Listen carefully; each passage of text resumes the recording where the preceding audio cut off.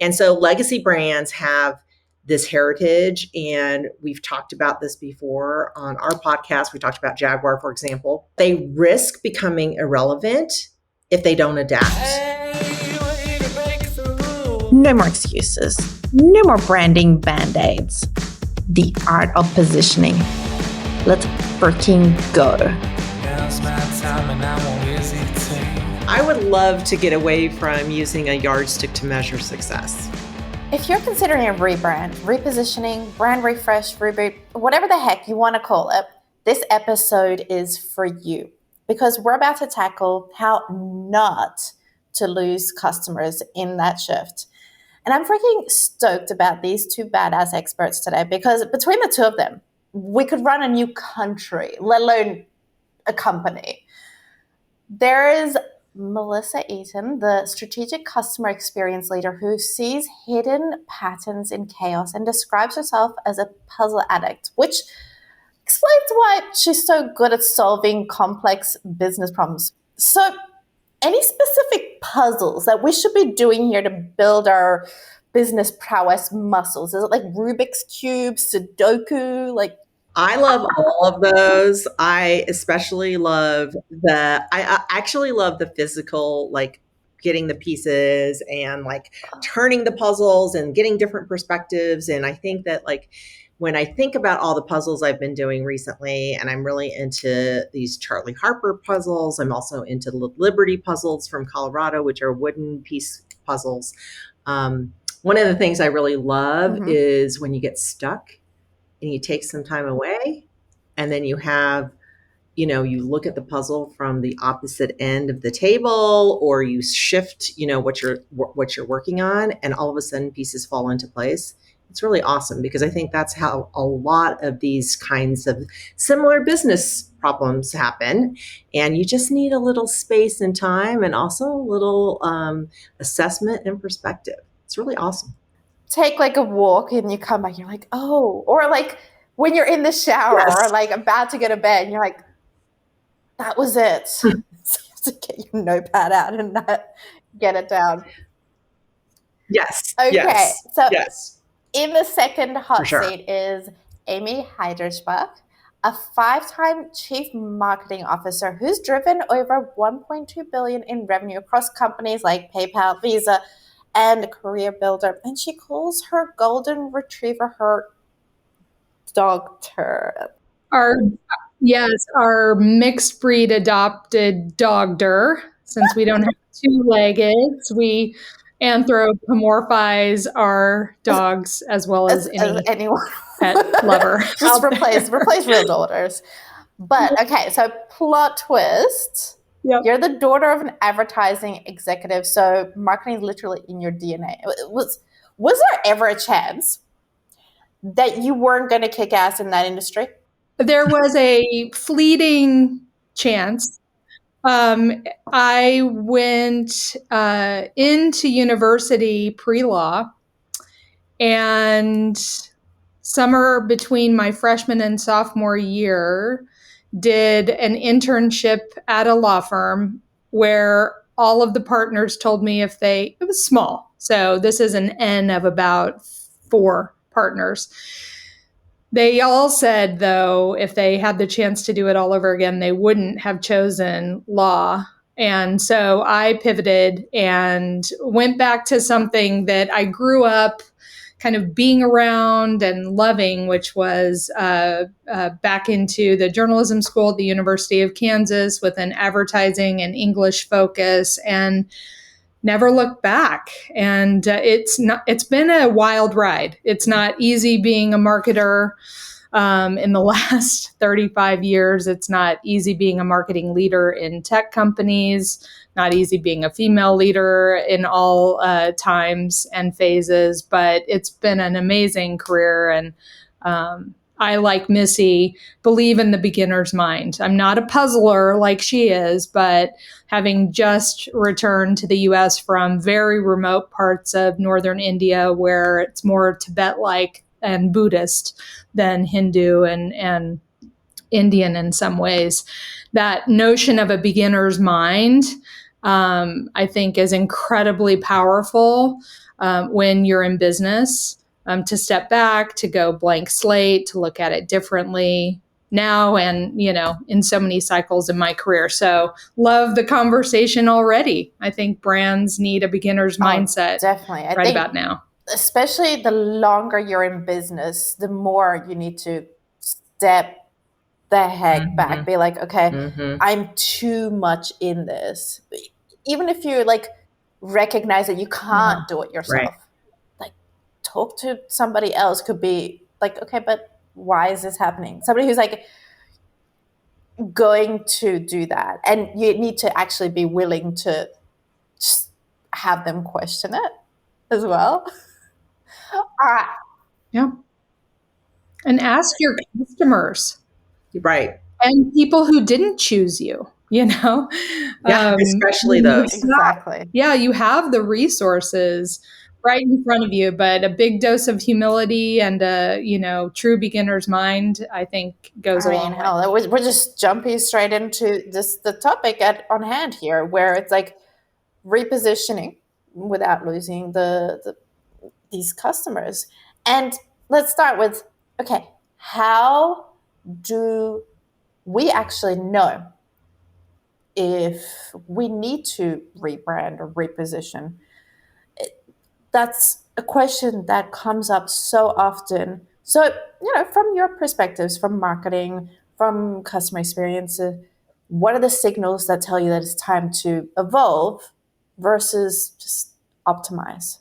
Well, I'll start. I think that for me, it's always driven by the customer, right? So it's not about just chasing trends, it's about survival, relevance in the face of a changing world. And I think we've all been a part of that. And I think, you've set this up really nicely, Beatrice, by saying that, right? So understanding, and the data is out there, the evolving customer needs. So your core customer from 25 years ago, 30 years ago is not your only customer, right? The potential customers today have different lifestyles, different values. Expectations have changed, right? We talk about the savvy customer, right? A brand doesn't, if they don't evolve, or a company doesn't, or organization does not evolve, it becomes a relic. And then you've got the disruptors, right? So you've got all of these that are coming in over, these new generations by solving old problems, right? With new kind of customer-centric ways, innovative, adaptations with product, services, however they're, reaching the masses. And so legacy brands have this heritage, and we've talked about this before on our podcast. We talked about Jaguar, for example, very traditional, but they risk becoming irrelevant if they don't adapt. And again, this is around the customer. Again, I'm talking more about like understanding what the customer wants. And then also kind of, I think most importantly, and this is where you two really kind of come into play, is like reclaiming the narrative, right? And a brand's legacy can also include little shortfalls, maybe some negative things that, don't really click anymore, or, are resoundingly kind of like, ew, cringe, right? But repositioning is your opportunity to really authentically address anything like that, any of your shortcomings, for example, and demonstrate kind of your new values and your values that are driven to the commitment to your past customers, as well as those future potential customers. So from my perspective, it's a customer driven. Why? I think brands are like people, kind of rooted in our core values and authenticity. I think the art of positioning is about how to meet not only your customers, but all of your audiences, your employees, your partners, your investors, all of your stakeholders, and yes, your customers, both who have chosen you and those who haven't, with really connected storytelling, connected experiences. And so positioning in the modern age, because of AI that gives us ready access to insights through data and predictive analytics that gives us faster cycles through automation and hyper personalization. Positioning now, isn't something that takes a year to do and needs to be done every 2-3 years, 5-10 years. It's happening all of the time. I would say that it goes beyond that. Like, okay, the positioning itself, it should be very quick, but it's the application that takes time, right? Like it's not going to happen from the start of the week to the end of the week, or even a month, right? To make sure that, hey, it's consistent across all the platforms, to consistent across all the team in the operations. And that leads me, very well into our next point, which is like all the mistakes that could happen. And there can be a hell of a lot of like expensive ones at that. What are the most expensive ones that you guys have seen, and what did it cost them, even if it's an approximation? So I maybe a bit of a heretical moment here, because since the 1990s, I have shunned the idea of brand police and brand consistency. I believe that brand continuity is more important, but the brand can show up like a person does differently in different contexts and circumstances. So when I'm out with my friends at happy hour versus when I'm in a board meeting versus when I'm a volunteer or just hanging out at home with my dog and my husband or friends here, I'm still me. But I, in context, can show up a little differently. That's continuity, because I don't want to be off, right? I want to be authentically me in all of those circumstances, and brands have the ability to do the same.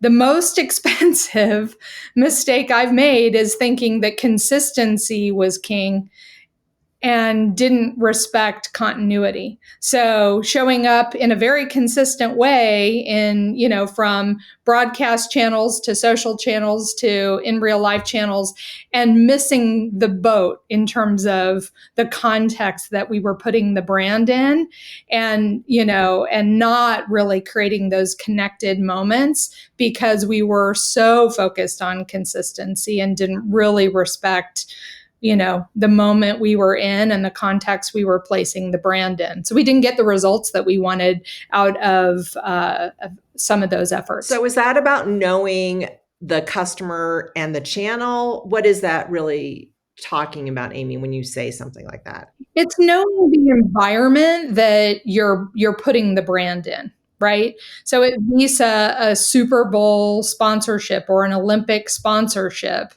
is totally different than a massive global campaign that talked about it's everywhere you want to be, right? And so if you think about that's different from putting Visa in partnership with an issuing brand like Chase for United, and having to kind of reconcile how those three brands show up at the same time in a website experience, right? So I think it's really about understanding like how the audience, whether it's customers, not non-customers, former customers that you want to win back, whether it's partners that you're trying to build a relationship with, like the Visa, United Airlines, Chase example. AI can't do this for us. We, as humans, have to take the time to think, who is it that we're trying to connect with here? And what are they expecting of our brand? And how do we deliver that, but also leverage the moment, the environment, the opportunity to surprise and delight, to maybe help them learn something about the brand that they didn't know? So it's, it's taking the time. We're moving so fast, but we've got to stop and think about where we're showing up. I mean, Arc'teryx just let somebody light pyrotechnics in the Himalayas in the shape of a dragon and caused a fair amount of environmental anxiety Right. and potentially damage. That brand of outerwear is about the exact opposite. That was a big mistake. Nobody stopped and thought, what are we doing in a fragile environment here? So that's kind of what I'm talking about, Missy. Really understanding, hey, like what are our values? What do we represent? And staying true to those. Have you had any experiences like that, Missy, where it's like there's been an expensive mistake in the business or a business that you've seen when they've repositioned, they've gone too far in one direction? Yeah, I think that we see this a lot, and I think it's kind of indicative of like what Amy said, is just the like taking a step back and assessing the situation, right? And what is the reason why? So you kind of ignore the why for the what, and you go ahead and focus only on this new marketing campaign or whatever without changing really the underlying experience. And so then that comes across inauthentic, and it doesn't come across consistent, as you were just talking about. The consistency is gone, and kind of the commitment to the original mission of the company. So you kind of alienate the core at the same time. To me, inauthentic situations and product and services are definitely at the core of what turns off a customer, right? Like when they feel like, what the heck, this doesn't have anything to do with why I came here, right? Why I came here to begin with, or why I've been coming back. You kind of see this a little bit with like, not to be as, like fast food chains, for example, right? Like you'll see them go through these whole things that kind of go with the waves of time, right? So all of a sudden it's like fresh quality ingredients.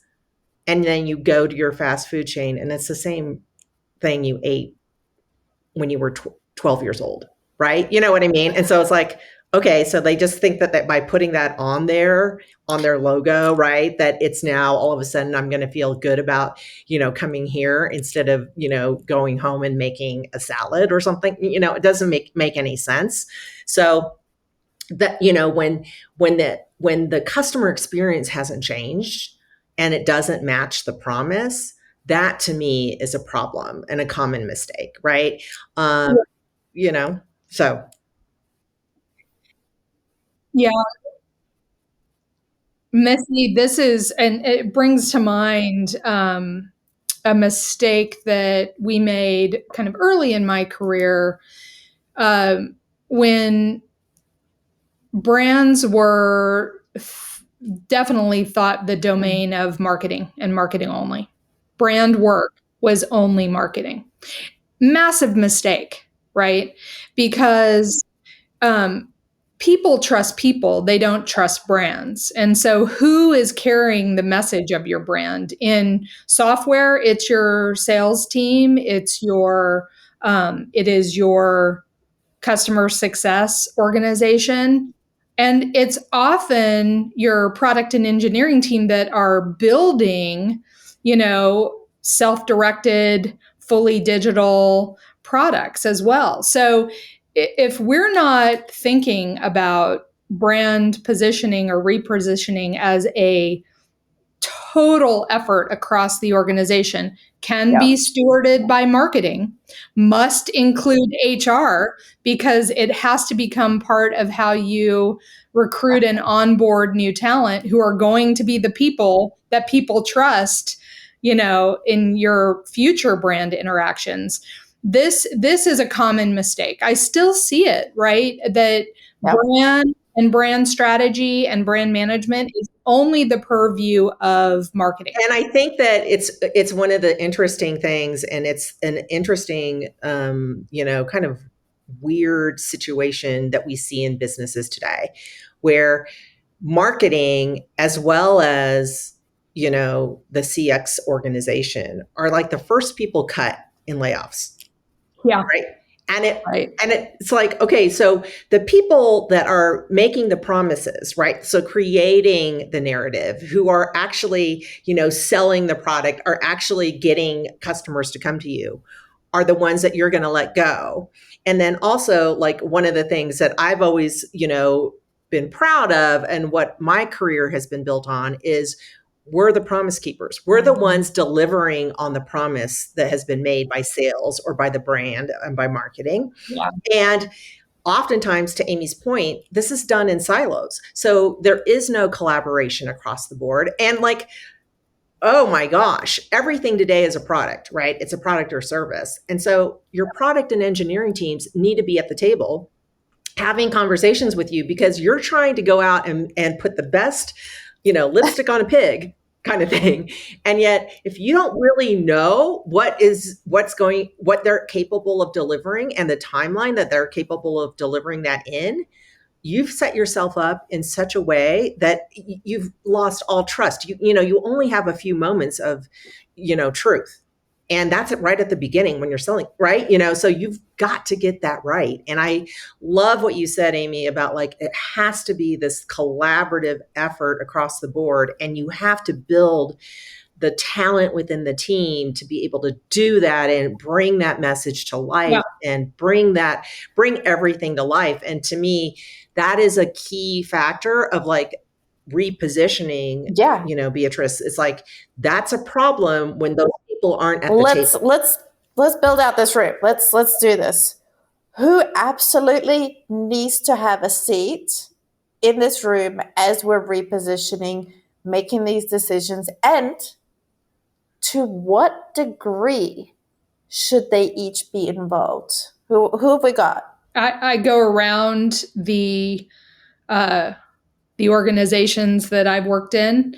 I think it helps if you have both product and engineering, but you must have product. Product is like the project manager over the entirety of. No, I want the builders. Right. You have to have the builders in the room, because it's not, honestly, if you're putting lipstick on a pig, your brand is in decline, right? You have to, the brand is as good as the product experience, right? Especially, that's true in B2C businesses. It's definitely true in B2B businesses. Otherwise, you can get somebody to buy something once, but your, customer retention and your ARR is just going to decline and decline and decline. And your acquisition costs as a result are going to go up and up and up. And you won't be funded to build the brand. It'll be, it's got to have that connection. Leads, period. Right. And the whole, argument.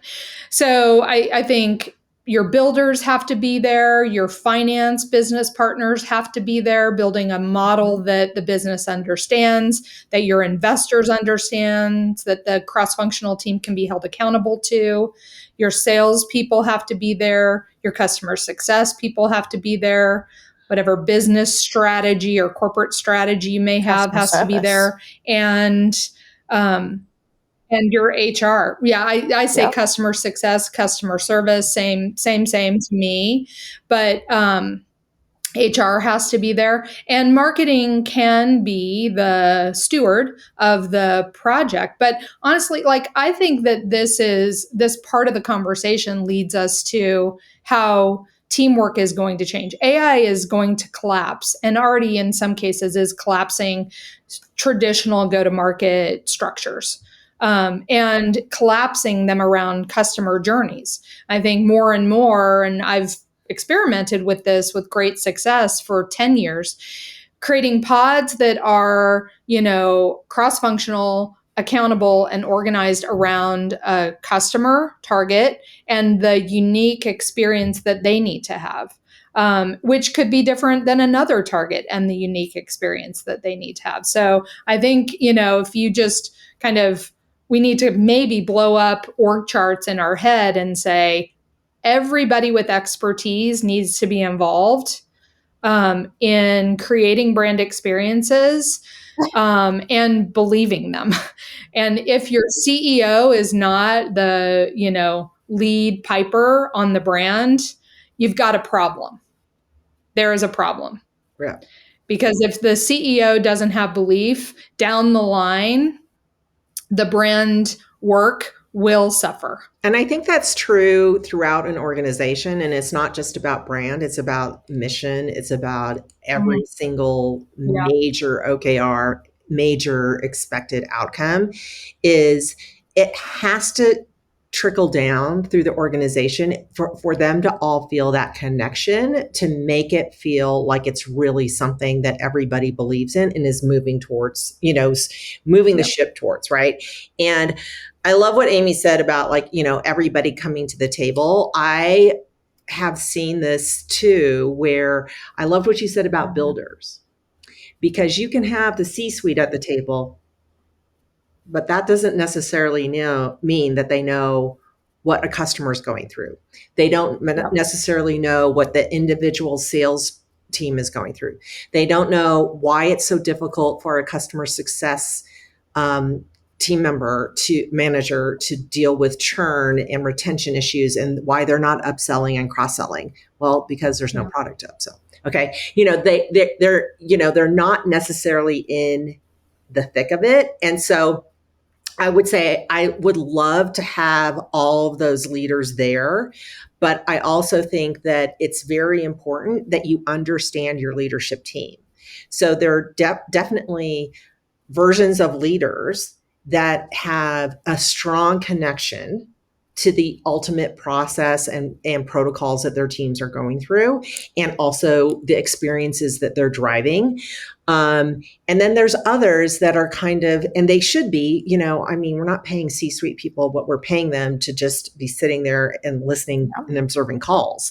But there's certain ones that have, are at a different level. And so the business strategy they're looking at is something a little different than what we're looking at. I feel like we're looking at reality, right? And so it's kind of this mesh of having a little bit of both. So when we think about, how we're going to reposition, it should be somewhat of a phased approach I have to say, I'm not a fan of pilots because I feel like you can get piloted to death.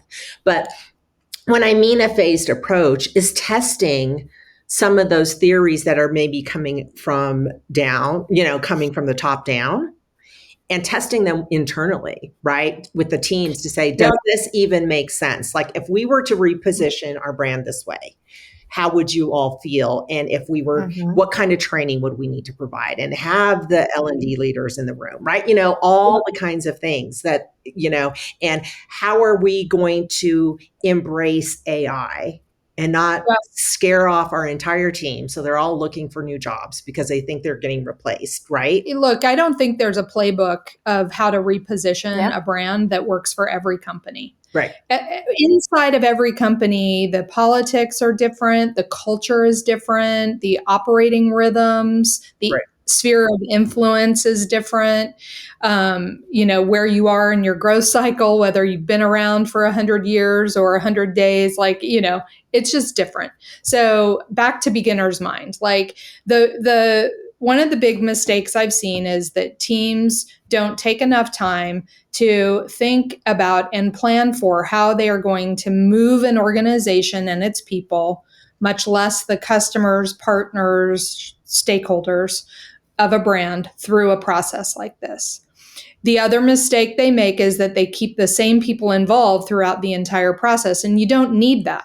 There are brand advocates who might be individual contributors, but high spheres of influence inside of your organizations who want to be part of this work, whose advocacy within the organization and outside of the organization, maybe they have a big social presence, is going to be so powerful. And if you aren't getting those people involved in these pods or in these phases, because it doesn't need to be your traditional leaders all the way through. In fact, if it is, you're missing a big opportunity to bring the organization along and really leverage those brand advocates. You have brand advocates in your customer base. Right. You have brand advocates in your partnerships, in your, in some of your vendor relationships. So look all around and take the time to plan how you're going to move through this process, right? And acknowledge that who needs to be involved in phase one versus phases 2 through 10 are likely going to be different cohorts of people. And that's a good thing, but it means it's a complex process to manage, and you have to have the grit and grace for that. So choose who your brand leaders are stewarding. They have to be killer networkers, really open and collaborative, and high influencers, because this is not one and done. These processes now happen all the time and in an ongoing basis. And to your point, Missy, I think experimentation happens all the time. Right. The brand experimentation has to be happening and molding and reshaping how brands are showing up now all the time, because that's an expectation of our customers, that they're getting personalization, and that the brands are sensitive to how their own feelings about that brand and the business are changing. I see that as well. It's exactly where the repositioning efforts, they go wrong. They either like skip people who should be on that table, or they, you know, they even skip diagnosing the actual problem first. Like for that case, I've built a 5-minute brand health check that shows you exactly where your positioning gaps are, plus immediate 30, 60, 90-day actionables to avoid the friction with existing customers. You can grab the access. And it's so good, Beatrice. I took it, as you know, and I output, just the initial output, right? The help you're providing is so good. It's smart. It's a joy to read. You know, it's really relevant and helpful. So, I mean, just TV time out here to give props for that assessment. Thank you it's so terrific. much, Amy. And I love that. Grab that access from the show notes. Once we've got the right people involved, we've got them on the table, we've got them seated, we're going to change them around as the process goes along. How do we communicate this repositioning to the existing customers without making them feel abandoned? Enlist some of your customers to carry the message. Brands think, well, and the people who are in charge of brands, it can be, again, back to the IC that lives in engineering who had a brilliant idea, make them the brand hero. But, you know, when it comes time to, and I typically look at, you know, brand building from the inside out. So, you know, you really want to start and spend time with, and, you know, as long as 6 to 12 months sometimes, depending upon how big the initiative is, inside the company, helping people understand what this brand repositioning means, how they can, you know, kind of internalize it and express it themselves in an authentic way, and, you know, what it means to their work. So take that time, but make those, you know, make those people heroes. Partners next. Get them on board because they're massive influencers. If you have a partner channel and you rely on anyone else besides people in your company to amplify the brand, to take it to market, you've got to get them involved. Existing customers next, and then the rest of the world, right? When you get to existing customers, they want to hear from each other. I mean, yes, they want to hear from the CEO. They want confidence building. They want to know, you know, that what they bought isn't changing. The promise they bought isn't changing, but get excited by the new. But bring in your customers. Yeah, I totally agree, Amy. I think that, again, you know, my focus is on the customer, and I would say engage the traditionalists, engage your core audience. You could create a legacy council. You could create whatever you want to, you know, everybody wants to be part of something, right? That's a little exclusive, FOMO. So give them early access, seek their feedback on the changes or the repositioning that you've created. Let them be the ambassadors for that evolution, right? It's not necessarily revolution, it's evolution, right? And their buy-in is going to actually end up being your strongest shield to criticism, because they're going to be the ones that have lived it, for our, they're the foundation of what you're building upon. And I also think acknowledging that heritage. I mean, we've talked about it. I know you guys are the marketing specialists, not me, but I know I've seen this before. And I think that it goes far for people that are, loyal customers, is when you use language that respects the past, right? So building on our 150-year history, right? Or staying true to our roots while whatever, right? Growing, and I think that there's just little things like that don't cost a lot, that don't maybe, to the advertising agency, they may not mean that much to them, but actually means so much to your customer base that you don't, you can't alienate them. And to your point is like, when we're starting to present this reposition, it's got to be kind of a force from within, and then a force, of nature from all aspects, because that's the best way. I mean, yes, things happen virally, and we've seen that, but also just as quickly as something happens virally, that is like a once in a lifetime thing, right? You can also get canceled just as quickly. Yeah. And so it's important to, I think, not only talk with customers who love you, but talk with your detractors too. Understand the questions and concerns they have and address them head on. Right. I think we do not expect people, nor do we expect brands to be perfect. Right.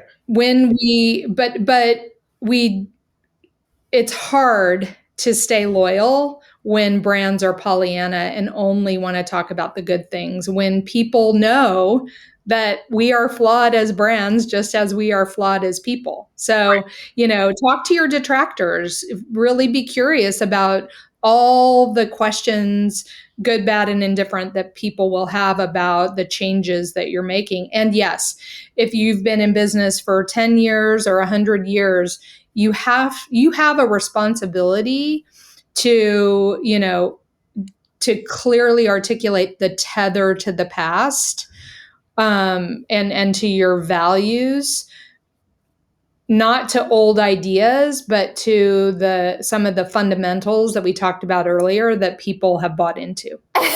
Exactly. Yeah. And what I would say? I would say is like getting the audience, customers, involved in the whole process.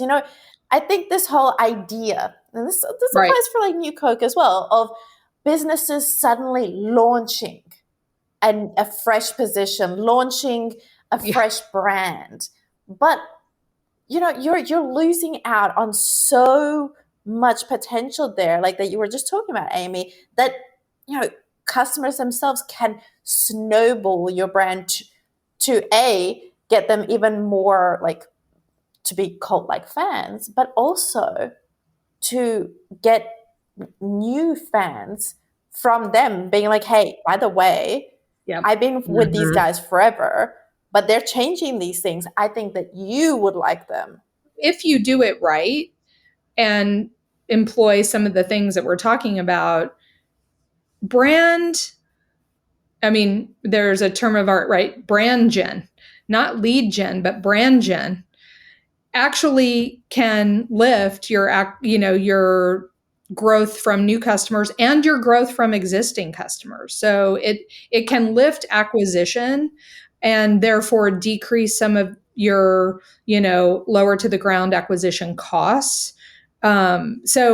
These things are changing massively, and really reframing even how we build financial models against some of the big initiatives like a repositioning that we're doing. I love what you said also about understanding customers' pain and the things that haven't gone well, because those are opportunities for you to do better, and also to lean into the narrative of why you are progressing and why you're growing and why you're repositioning. So it helps to explain the why and your evolution. And I do feel like that's the story to tell when you're repositioning.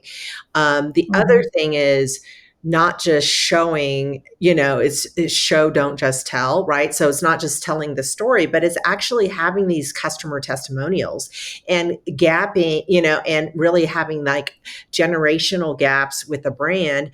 You can actually show how it's changing and how it's evolving, and taking some of those, it's not always just about age, but let's just pretend that it is a generational thing. It's like your grandfather's favorite whatever insurance company or whatever it might be, and then taking it to the granddaughter who just got her driver's license or something like that, right? Yeah. And so it's just really a beautiful way of kind of connecting the message to the product, to what the brand and the marketing side is trying to be, and then how you're trying to look to grow for the future. I see that more so in cosmetic brands at the moment, and I think this should apply in like B2B and tech, etc. But like, say for example, Mary Kay, they've come in, and the company, it's been years since they've been like actively known, and like to me, I thought they've petered out, but they've still been going in the background, and so now they're bringing out this message where it's like, we're not yes, your grandmother used us, but we're also still like, we're still hip. We're still like, they're adapting the language to be like, yes, Not just not just the pink Cadillac. Cadillac, but they're still doing things. Yeah, pink cars and hot rollers. So, Yeah. It's a good are example, there Beatrice. any specific messaging frameworks that businesses could use that prevent that customer confusion while they're repositioning? I know we've mentioned a few, but is there anything specific? In this age, it's not with blanket messaging, right?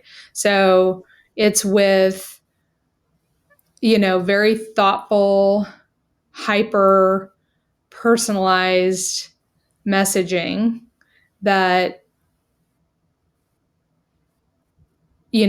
has in the background a lot of complexity to understand who it is you're talking with and what it is they care about vis-a-vis the brand. So again, this kind of flies in the face of consistency, I think, unless you're talking really broad media messages where you have, a few seconds on TikTok, bad example. But if you are, buying YouTube commercials or, network or big sponsorships, right? And you have banners that have 5 seconds to communicate a core message.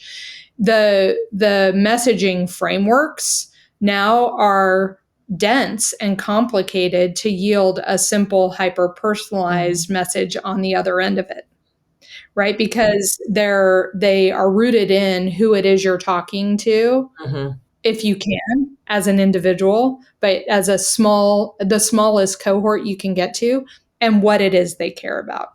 So the messaging frameworks, compared to 30 years ago, have become really complicated. Not in terms of fragmentation, but you're always still carrying those core values throughout your messaging, but you're not choosing an A/B test. It's not as simple as that anymore. What you brought up, though, is also the complexity of repositioning, period. Right? Yeah. There's so many data points now. There's so many different ways we ingest information and communication, right? And so understanding your core customer and the personas of those customers, and then the channels that they utilize and trust, right?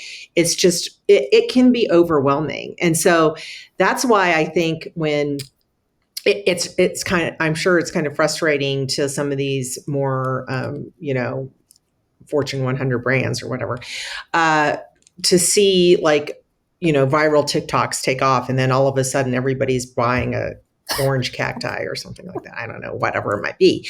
But I think that like, because they're so used to being kind of anchored in tradition and the ways in which, and so I love, like, Amy, your approach to marketing and like embracing AI and embracing the changes that are happening.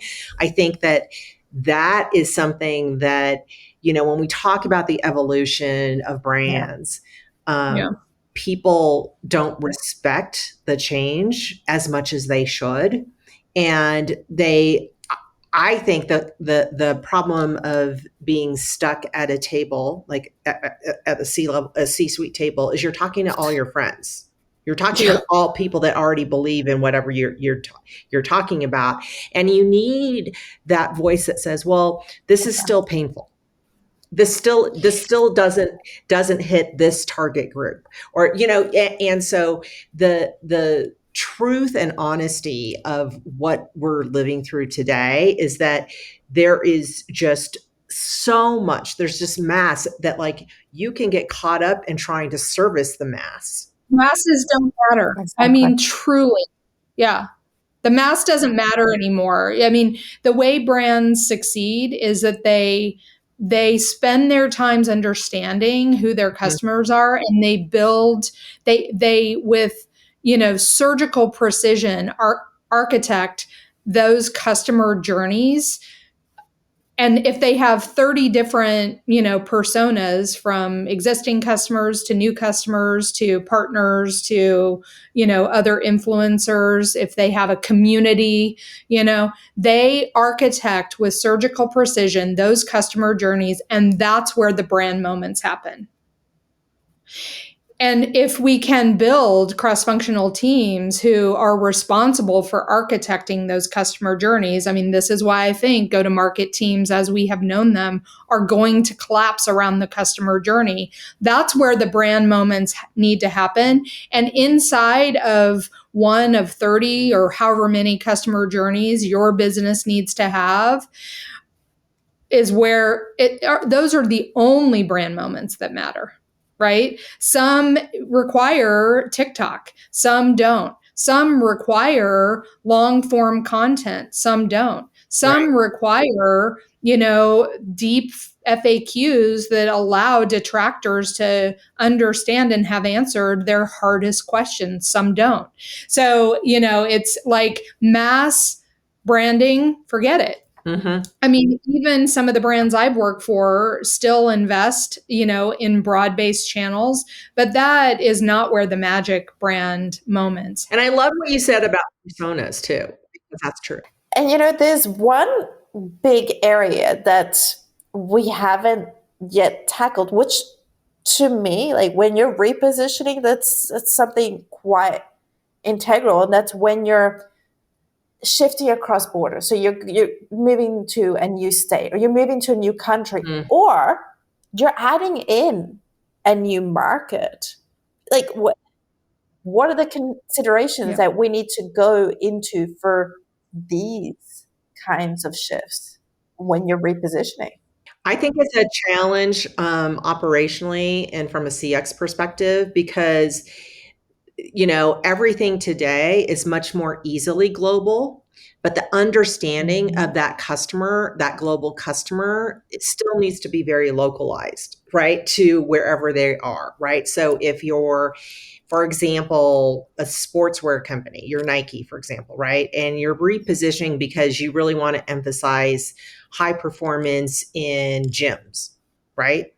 Well, certain gyms here in the United States might require one type of material or one type of, their weight training or whatever it is that is happening in gyms. And I don't work out. You can tell I don't even really know what's in a gym.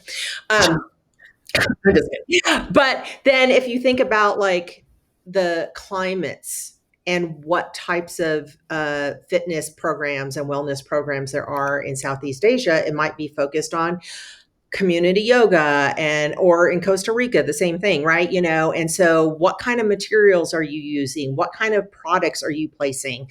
And I think the biggest thing, and Amy, you know about this more than I do, and Beatrice, you're living globally as well, but like the cultural nuances, right? Like colors, Yeah. symbol, I mean, messaging that work in certain area in one country can have very negative or can be offensive in another country. And so you have to have deep local market knowledge. And that is like a non-negotiable, because you can't, like, to the idea of mass branding, right? You can't just throw things out there and hope something sticks and then offend an yeah. entire continent of people, right?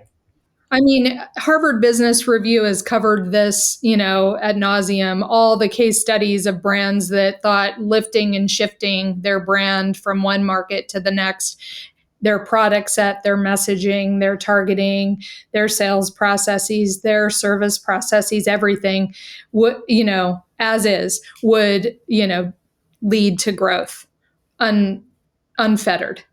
Right. We all have examples of the mistakes that large and small businesses have made on repeat. And so we're back to anytime you're launching something new, a new product, a new market, a new partner channel strategy, any fill in the blank new. You're back to the beginner's mind. You're on a listening tour to find out who cares about it, why they care, what's going to resonate, and then you build your brand strategy, your brand, you extend your brand strategy and you build your motions with that intelligence in mind. It's the leapfrogging over that curiosity phase, that planning phase, and thinking, oh, we'll just lift and shift this, and that'll work. That is big red flag if you hear people around you wanting to do that. And I think we, in the customer facing and market facing parts of the business, we're the ones that often have to say, hang on, time out. Here's the red flags, right? And really be brave in calling out why we shouldn't do this and what we think the risks are. On the other hand, Beatrice, sometimes that opening up of a new market is coming into the business because customers are guiding you there. There are leading indicators that that's going to work. So those discovery periods can, become much shorter because your customers have, led you down a path that the business didn't anticipate, which is wonderful. So, you have to be looking for those signals. Where is your market moving? Are they moving into new places that you didn't expect? And how do you amplify that? How do you, put more wind behind the sail of those things?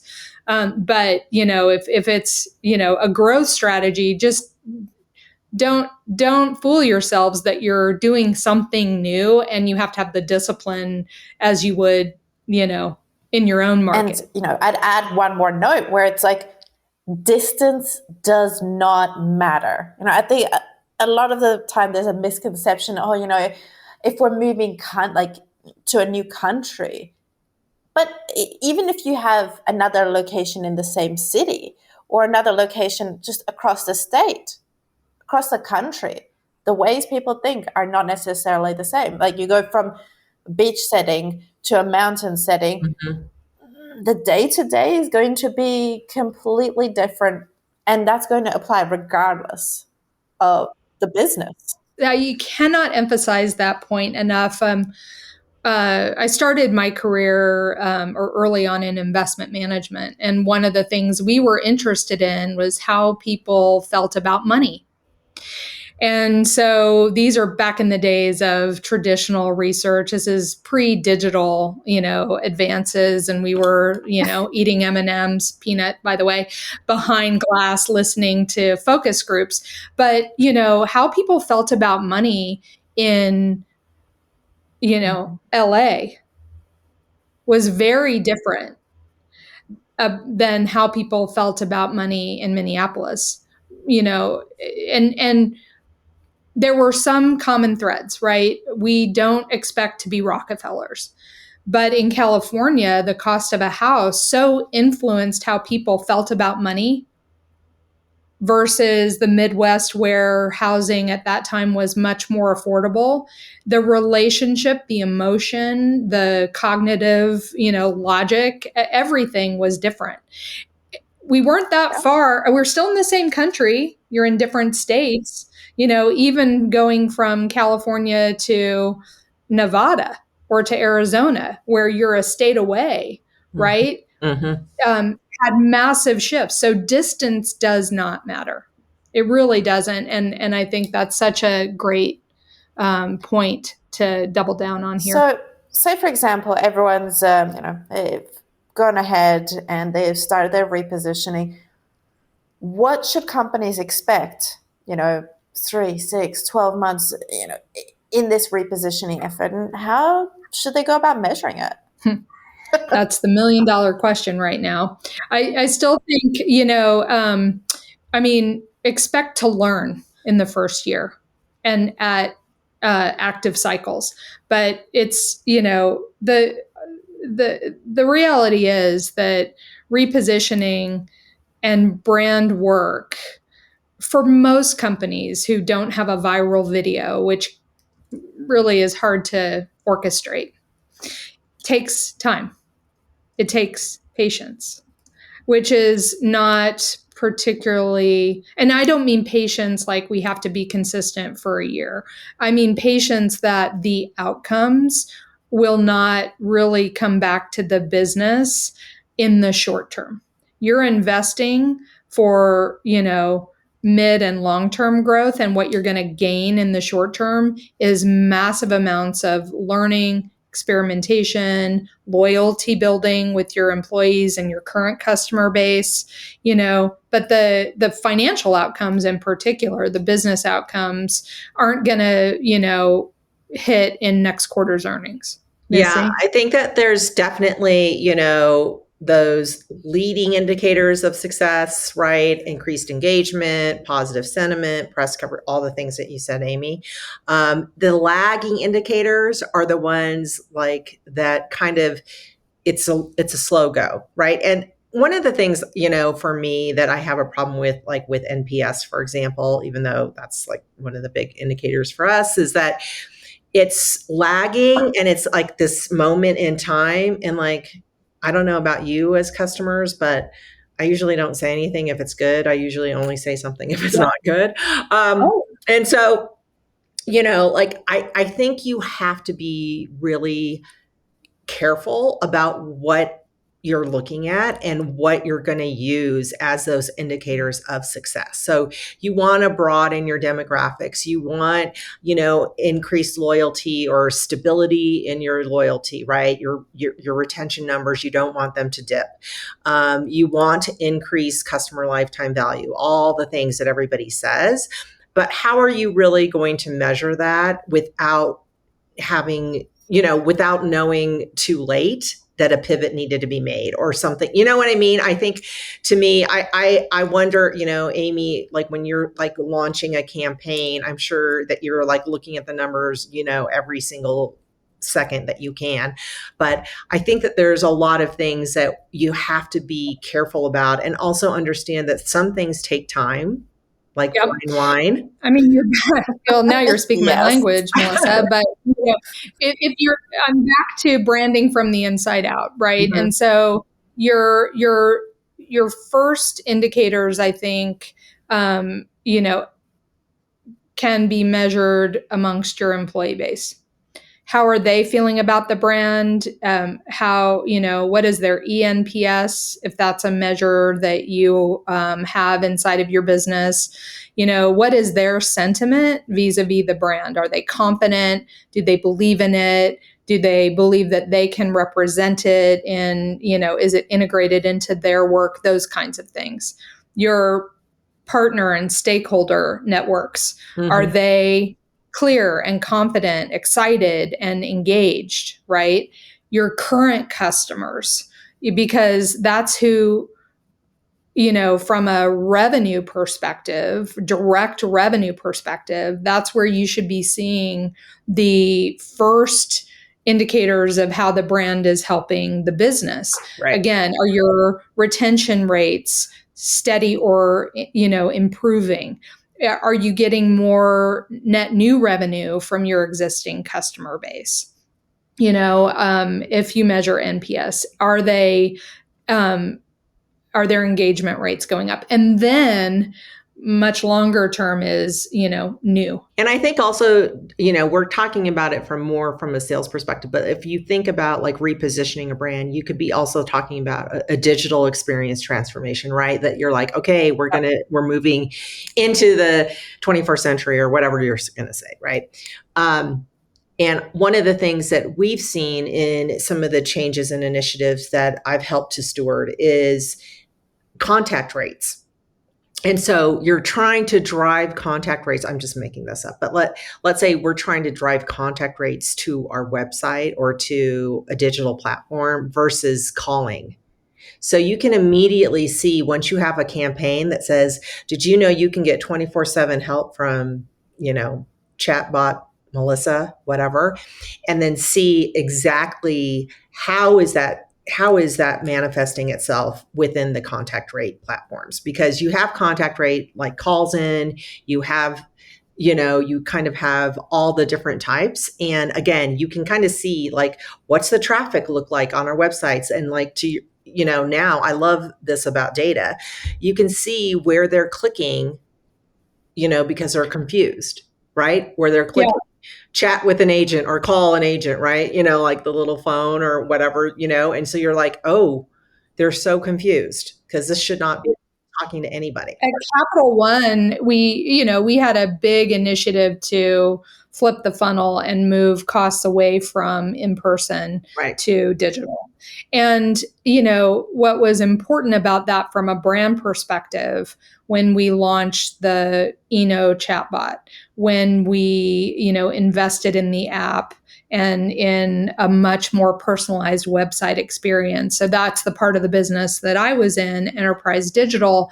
And, we were innovating to make the business more efficient, the different lines of business more efficient, but without sacrificing customer experience and brand love. Right. And it turns out that, one of the big measures for us was those digital experiences created more brand love, created more willingness of the customers to talk about those digital experiences, and kind of created a flywheel in the business, whether it was consumer bank or business card. It was kind of across Capital One's organization. I think that's a really important point here too. Like you want to understand kind of what's happening, from branding on the inside out and all of the audiences, but also measure how your channels are performing. Like It's an and strategy. Yep. We can measure, all of it. And now with AI, we can pick up on the indicators of what's changing for good, bad, and otherwise. And then we bring our human creativity, our empathy, our strategic thinking and problem solving to that information to continuously improve for the brand and the business. So I love that point, Melissa. I think it's really important. And there's another big area which I see the small, medium-sized businesses, they frequently miss out, and it's putting out feelers, put out alerts, see how people are talking about the brand. Like all these things the changes that you're making, are they actually being reflected in the conversations when the business is being mentioned? Like it's not complicated to set up alerts, be it on social media channels, be it on Google Alerts. As soon as your company is mentioned, how so is it managed? So much of what you talk about reminds me of this axiom that I started adopting early in my career. Even if I look like her, I am not the customer, because I get a paycheck from this brand and this company.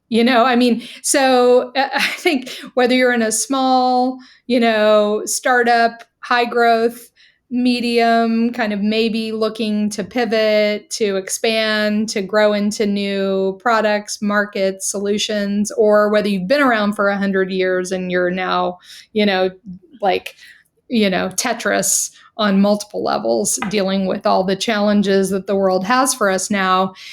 If you are working on behalf of a brand, that exempts you from being and speaking as if you are the customer. You have to be curious and you have to really listen and ask. Say, for example, they've been testing this out 3 months, 6 months. At what point do you recognize if this reposition fucked up or it's not actually doing anything? I don't think it's temporal. I mean, it took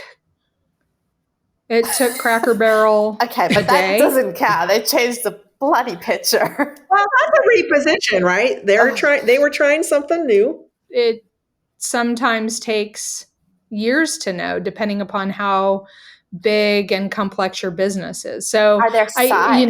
I'm not sure is the genuine answer. Are there signs? So yeah, how long does it take? I don't think it's a temporal answer for all businesses, but I think there are those indicators where if you see engagement is going down, if you see dissatisfaction going up, if you see in SaaS platforms, if you see activity going down, right? Daily login numbers. Like if you just see overall usage, engagement, sharing socially, going down, or you see a rise of, questioning or dissatisfaction or detractor-like behavior going up, you're in a moment. If you haven't hit the audience that you want, you're not going to see the sales, you're not going to see the engagement, you're not going to see those things. And you probably are expecting to see those within 30, 60 days. And if you haven't seen those, then that definitely is a sign that the problem is probably what you threw out there. And there could be a question about, who are you? Why did you reposition? So the why was never answered, right? And so it just fell short. I think that what we're used to seeing now is this really vocal, angry, viral backlash immediately. You've got all the different things going on with American Eagle and, Cracker Barrel and whatever. Yeah. Every week it's a different brand. But that is something that you're going to see immediately because you're going to see your engagement in terms of, but that's the negative. You don't want to be a meme and end up being a Cracker Barrel meme, but you will. I do. That, right. You know what I mean? And so there's that kind of thing happening. But at the same time, I think ultimately what you're trying to do is broaden your overall base of customers. And so if you have not been able to make a dent in that, fairly quickly, depending upon what your brand is engaged with, I think you're going to know that this hasn't, the investment of the millions of dollars that it took you to get to this place, probably, your ROI, it could be. Well, there might just be something that's off, right? There just might be it's not a failure. It's just, it's an indicator that maybe something's off. If you've done all the prep work, I would just say that it depends on what your, how long and complex is your sales cycle. If you're selling, lip gloss and, Insta is your most successful channel, you're probably going to get signals within hours, days, weeks. If you're in a B2B business that, requires, single or multiple executive decision makers to buy that solution, 30 to 60 days might not be enough. So calibrate it to your sales cycle. Right. But, it does. Unfortunately, I think lots of good work gets done, and because the early signals might not be as telegraphic or positive or, definitive as CFOs, CEOs, boards, others outside of marketing and go to market might want, they declare brand work a failure. Right.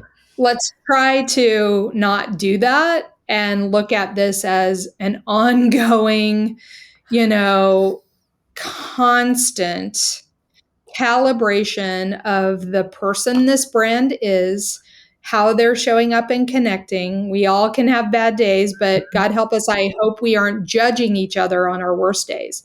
Instead, we're getting curious and saying, what was amiss? Where are the hits? And let's Amy, figure you this make thing out. such a brilliant point that I keep on talking about here, that just because there's some issue, be it with sales or that there's some down point or some plateau, it doesn't mean you need to go straight into and rebrand, right? Have a look at what is going on within the company first. Like have a bit of a diagnosis, like ask the team, what do you feel is going on? Ask the customer service, like check the reviews, do some research first. Yeah, rebranding, whatever that looks like, if it involves a name, a logo, tagline, or something much deeper, is, if you're jumping into it, then it's not a panacea for solving underlying product, business, process issues, so, we're accountable for taking the time to figure out what's going on and how can the brand strategy that we have or that we might be evolving to help, because sometimes it can't.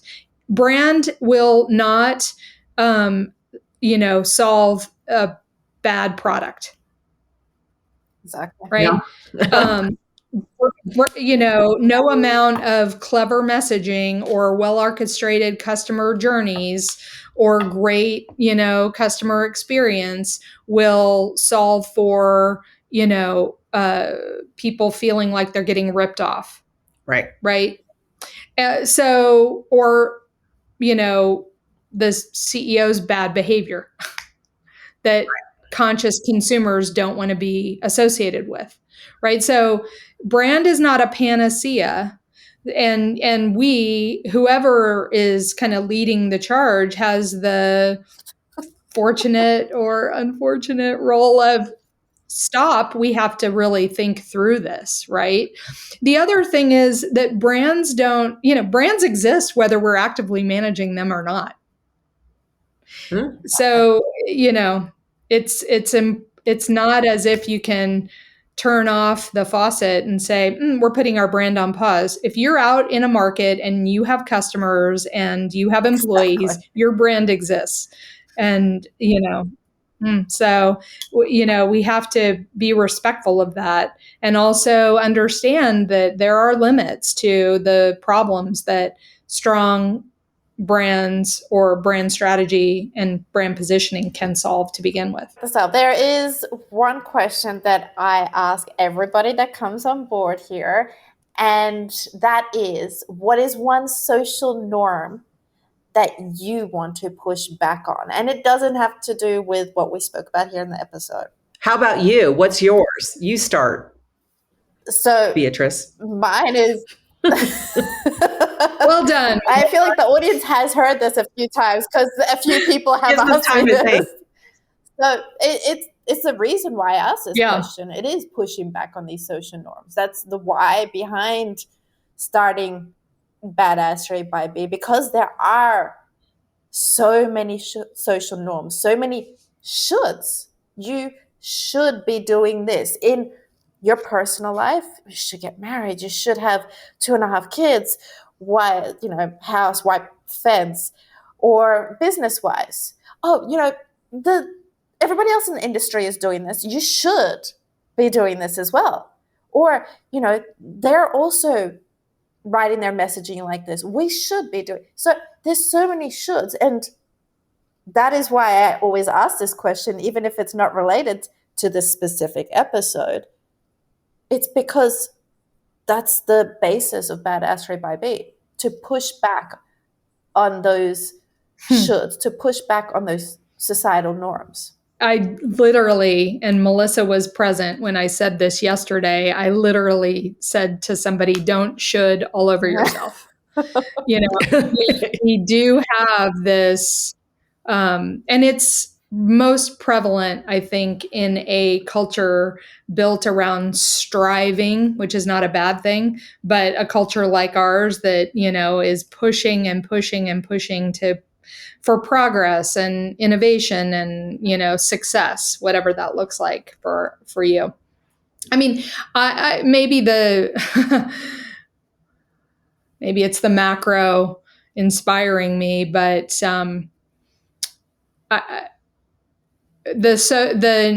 I feel like there is a social norm these days that there is an empirical right and an empirical wrong.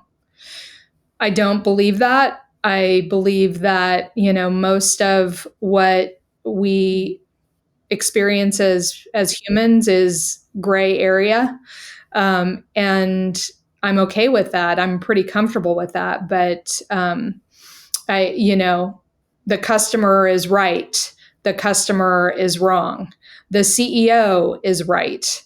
The CEO is wrong. There's truth and validity in the gray. And I think if we stay humble, curious, and rooted in that beginner's mind that we talked about at the beginning of this wonderful discussion, that serves us all as people, trying to live on this planet better. And that's not to say you can't have conviction. I think conviction is important. Your values are important, but they're not more important than someone else's. You're not more right or wrong than anybody else. So let's be curious. And it creates value in every business that I've been in that is curious about what's going on with their employees, their customers, and without just false listening, with real deep desire to understand and learn and grow, they succeed. And in the businesses that I've seen struggle, they're not curious about the customer. The customer never comes up. It's about somebody's rightness, wrongness, ego. And, that's a social norm I'd love to see go the way of the dinosaurs. I would love to get away from using a yardstick to measure success.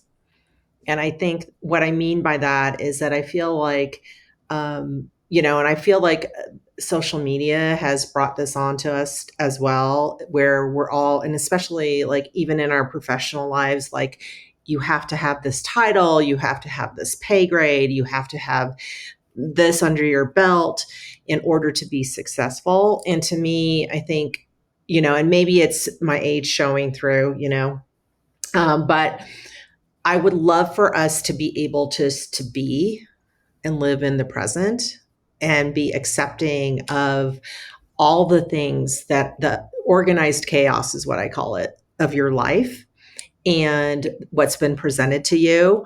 And how you have handled it. Because to your point, Amy, there is there's no right or wrong necessarily. There's right or wrong, but there, in different shades. And you have to do what's best for yourself and make a choice for yourself. And I wish that people could celebrate that, just being present and being who they are and not comparing themselves to this measuring stick that is just impossible. And, 98% of the things you're seeing on Instagram are not real. So like that's, they're not real life. They're a moment captured in time. And, I saw like this great one that it just broke my heart. It was college student, they just started school in September, and she posted and she was like, hey, going out on a Friday night, with my new friends, and blah, blah, blah. She posted it. And then she showed what was really happening is that everyone in the dorm had left her. and she was by herself. And so she took that picture hoping that like her friends at home would think that she was having a great time. And here she was curled up in a ball crying, right? But it's like, just live in the day, in today, and be, and I think that, it's easy for, me to say something like that because I've had a very rich, full life. I'm making it sound like today's my last podcast. It's not. But I feel like it's something that I would share with others, in that I think that, it's very difficult to constantly measure yourself against things that aren't real. And what you should, at the end of the day, is, can you live with yourself and your decisions, and that the actions you've taken, and the people you love, the people you don't love? Damn, we got so deep there. Thank you so much to you both, Amy, Misty, for making this extra badass. Like, I'm pretty sure in this episode we could have repositioned a country, going back to how we started this off. There are so many choices these days that need repositioning. That's right. You can reach out to them and catch that brand health check in the episode description. And to you, my badass listener, thanks for tuning in to the Art of Positioning podcast. If you love this episode, great way to show support is by sharing with a friend you think would benefit and dropping a 5-star review. Okay, time to go get badass. No more excuses. No more branding band-aids. Don't close out of this one. And then I realized that if I close, it would close out of that one. Yeah, that's what I was like. Oh shit. Amy, you replied that you did the 5-minute health check. What did you think? I did you confuse that for the onboarding? Or was that? Yep, I sure did. I still am adjusting to not being in, 18,000 feet in remote northern India with no Wi-Fi and cell service. So yesterday I did the health check, and I thought it was really great, including kind of the assessment at the end. And I just find your voice and the voice of the, kind of ecosystem you've created so compelling. It's a joy to read. It's easy to go through. It feels, even though it's all self-directed and digital, very authentic. Yay. Yeah, it was really great. I was thinking of Alteryx, a brand I used to work on, that I ran global marketing and community for. And I think it's one of the most engaged brands that, from a customer and a community member perspective, that I've ever had the pleasure to work on. So yeah, it was cool. It all works or all tricks.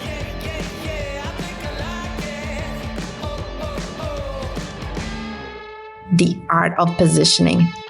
Let's freaking go.